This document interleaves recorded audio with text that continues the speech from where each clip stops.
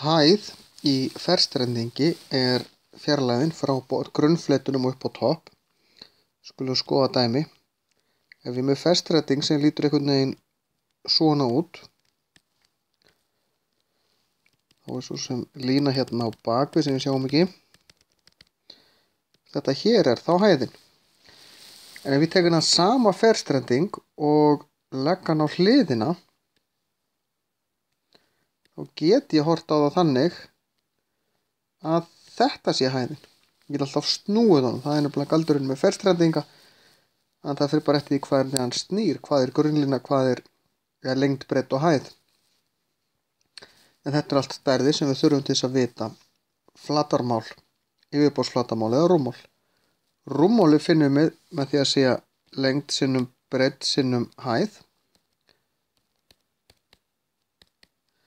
Yfirborðsflatarmál er aðeins flóknara því þá þarf ég að gera lengd sinnum breidd sinnum 2. Þá er ég í raun að taka þessa lengd hér og svo er önnur hérna muniði. Lengd sinnum breidd, síðan ger ég breidd sinnum hæð og sinnum 2. Það er þetta hér og þetta hér. Og síðan ger ég að lokum lengd sinnum hæð.